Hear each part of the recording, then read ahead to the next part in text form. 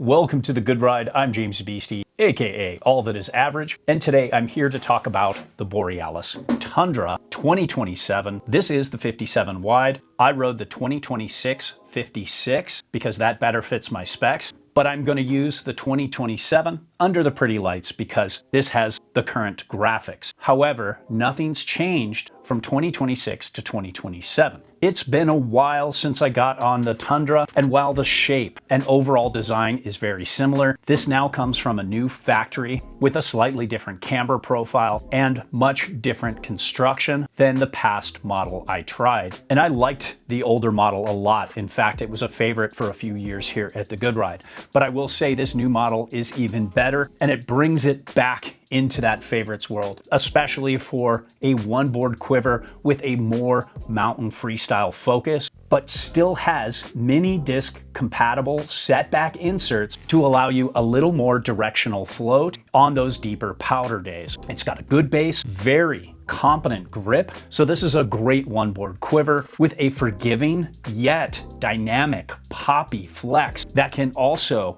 handle uneven snow much better than you would think. Now, I rode this with my Union Force bindings and Nitro Team BOA boots. This season sucked and it ended way too early. So I didn't have the time and the conditions that I would normally like to test a board like this. But luckily I got a lot of time on the older model in the same exact size. So all I really needed to do with this review is see what the new Flex personality was doing. And that was accomplished. So I think this review will be very helpful regardless of our shitty season. And I did compare this against the Auriga 1 and a lot of other mountain freestyle to all mountain boards that you can see if you're a Patreon paid member or a YouTube early access or higher member. So let's talk sizing. For me personally, I really enjoyed the 156. It fit my boot size really well, and I had no problem turning it in the morning on into the afternoon. Then I was really surprised at how well it fit my 190 pounds. I never felt like I was over flexing this board, and I feel it can handle a lot more than the suggested weight range. And this is just the kind of length I want for my height and a more mountain freestyle friendly ride. But again, sizing is all personal preference. So go to our actual review and follow the detailed breakdown of how you can pick a board. Let's talk construction here. I'm gonna bring out the 56 that I tested. This was a demo that had been ridden a lot before I got it, and I was really impressed with how good the top sheet looked after so many people have been on it. It has minimal scuffing where the bindings were mounted around the inserts, and this is a very well-made, reliable board without being too heavy. When it comes to shape, this is a directional twin with a nose that's a little longer than the tail, has a little more surface area, but on groomers between the feet, this feels almost like a true twin, and it has a very mountain freestyle vibe to it. But what I really like is they include an extra setback mini disc compatible insert for those deeper powder days that a lot of all mountain boards offer. So when it comes to camber profile, the Borealis Tundra has a decent camber height in the middle here that then goes just a little bit past the inserts and comes down rather abruptly, but then has a pretty sizable rocker area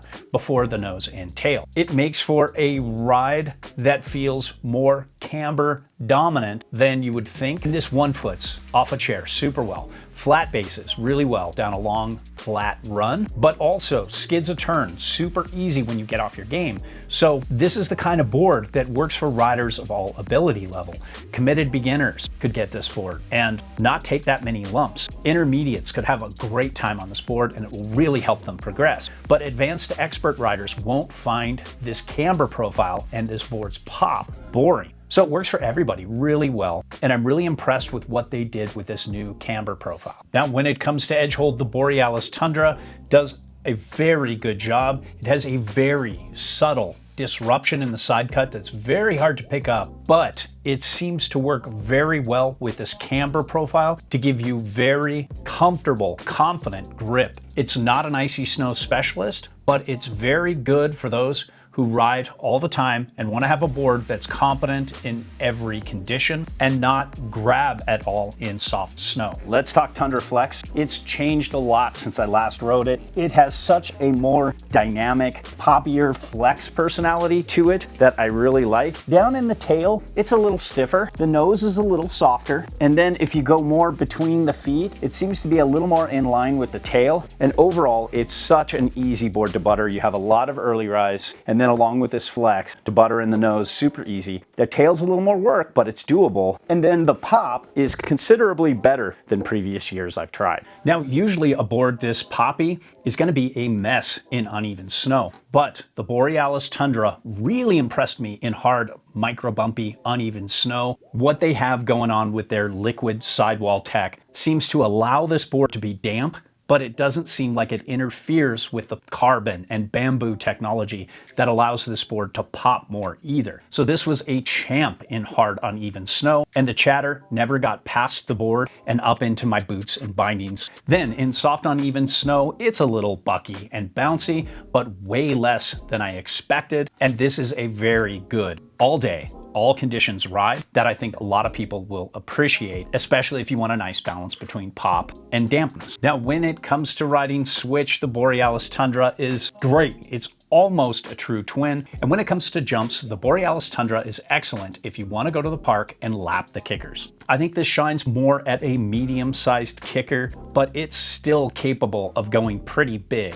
Conversely, if you're like me and you live to go small, launch off little side hits around the mountain, it's excellent for that. It tracks really well into jumps, pops off them much better than you would think, and has a very stable, easy landing to it. This is the kind of board I like to ride in the pipe because this side cut turns up the pipe walls really well. And then if you're somebody who likes to go big, this will boost out higher than you would think for this mellower camber profile. And while this isn't the best jib board out there, there are softer, more chill jib boards. You can dabble with this as well. So when it comes to turn initiation, if you size this correctly for your boot size, it's going to initiate a turn pretty quickly and get you wherever you want to go when you want to get there. Now, even when set all the way back and you're trying to turn through a tight tree line or a steep, bumpy area, you're gonna feel a little tail behind you, but it's not bad for a directional twin, especially when it's set back. And then when you really set the edge and commit to a harder turn, the spring out of the turn is really good. Every time I got off this board, I went back here and put it on the table and double checked the camber because it feels like there's more camber underfoot than there is. So really like what they've done with this new construction to give this a more satisfying, springy turn. And this will perform equally well on a carve, no matter how you weight your turns. Front foot, center foot, or back foot weighted turns all respond equally well. And when it comes to the turning experience, this 7.4 meter side cut is definitely more on the turny side, but it still has a very balanced approach to all types of radius turns. Circle carves, pretty good, not amazing, but good. Across the groomer kind of turns are very good, and so are medium radius turns. As you get into those more narrow, longer drawn out S turns that like a little more speed, this side cut does very well because in the side cut area where the camber has true contact with the snow, it's more mellow. And as long as you're not in powder, it's going to track really well. In powder, it's going to be a little more turny, but it will never fight you in any condition if you want to go straight. And speaking of really pointing it and going fast, this isn't the best board out there, but I was really surprised at how little the nose and tail flopped and clown shoed. Usually boards with this much rocker have a lot of vibration here. It's more of a straight line into a kicker kind of board versus a long sustained straight line down the mountain, but it's very good for what it is. When it comes to base glide, I am not a fan of die cut bases, but wow, I don't feel a single place where this was cut and placed in. GP87 does some amazing work. This base is pretty fast and holds wax really well, so you could do a hell of a lot worse at this price point. Now, when it comes to powder float, I keep getting stuffed every time I get this board. And the last time I got it, I didn't have powder. Same goes this time around. It was even worse than last time. But here's the thing. I love the fact that there's a lot of rocker before the nose and the tail. You have a nose that's longer with more surface area than the tail, and you can see the tail has less surface area near the tip, so it should have just a touch of a tapered feel in powder when this tail sinks down and engages. Then you have mini disc compatible setback inserts, so you can get a little bit of setback directional float. So overall, I think this would be a very good powder board for those that want to ride centered and ride switch a lot in powder, but also set it back and get a little easier directional float. So overall, I love the new construction of the Borealis Tundra. This is the kind of board for somebody who's looking to do a little bit of everything and wants to compromise the least when they do it. And this is the kind of board I'd like to have in my quiver. And my only real complaint with this board is over all these years, they've never added extra sizes. But if you're in this sizing range and what I talked about appeals to you, this is a great option.